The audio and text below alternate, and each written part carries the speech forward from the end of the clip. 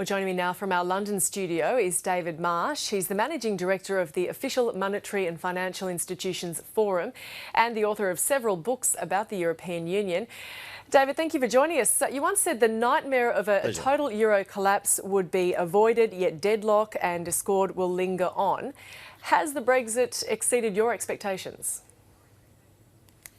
I didn't expect Britain to say no to Europe. I thought we would stay in by a fairly handsome majority. So I was surprised by the depth of alienation and frustration there is in our country. But of course, you see that everywhere in Europe.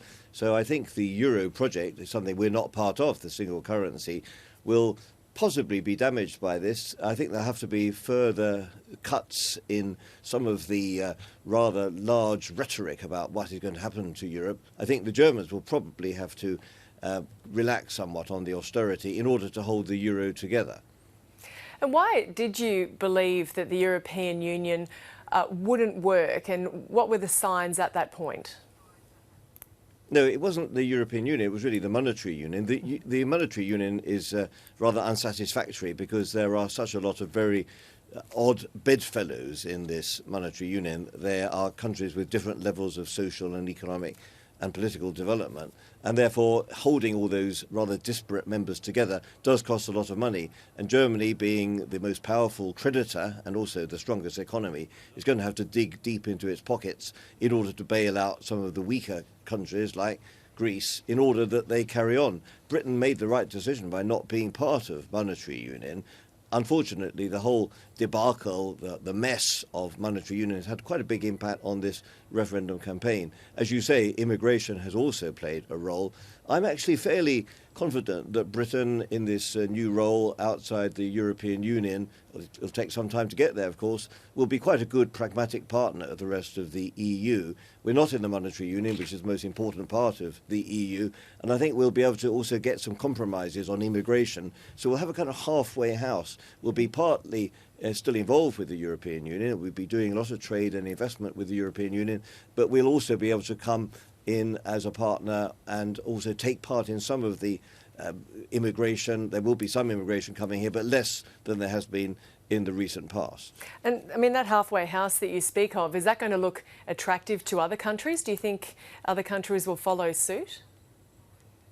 I think they will do. I was talking to some Dutch members of our advisory board yesterday, and the Dutch, of course, are also up in arms about immigration, both from within the EU and from outside. And they actually think there's enough flexibility in the political spirit to do various deals. So this free movement of people, which is indeed one of the freedoms of Europe, and it's a very good thing in the normal circumstances, will have to be mitigated, not just in Britain's case, but also for other countries as well, in order to somehow preserve the peace. There's a lot of angst out there in Europe, a lot of alienation, a lot of people feeling they're not getting a good deal, and therefore some of these hallowed principles of the European Union will probably have to give way. And I think that if we do have Theresa May, who's fairly solid, middle-of-the-road campaigner for Remain, actually, a lukewarm Remain campaigner. She's the most likely person to take over, I think, as Prime Minister. She's probably going to get on very well with Angela Merkel, who's a similar kind of person. Andrea Leadsom, we just heard about her. She's a little bit more rabid. Another woman. Why don't we have the women in charge and let them sort out the mess, I say. And, I mean, the chaos that we're seeing in the UK in terms of currency trade fears, how long or short-lived will that be, in your opinion?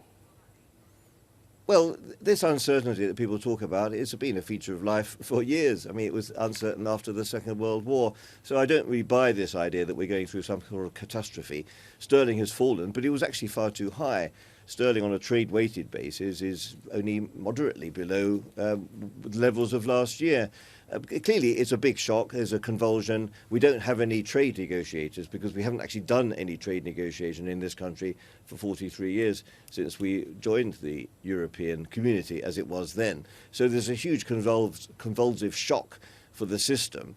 But I don't think there'll be as much change as people think. I do hope that the people who are here already as European citizens who live in this country will remain. I very much hope one of them will do, because she's my wife. My wife is German. So I do actually think that there will be a lot of continuity and there will be still a lot of partnership between Britain and the rest of Europe. It should also help Australia, for example, to see that in Europe there's many, many different kinds of European countries. You Australians, you like to invest abroad. You can invest under the British model, you can invest under the German model, you can invest in France. I think we're actually helping Australia by giving you a bit more diversity in Europe and making sure it's not just uniform. Well, there's some positive predictions there. David Marsh, the Managing Director of the Official Monetary and Financial Institutions Forum. Thanks for joining us. Thank you.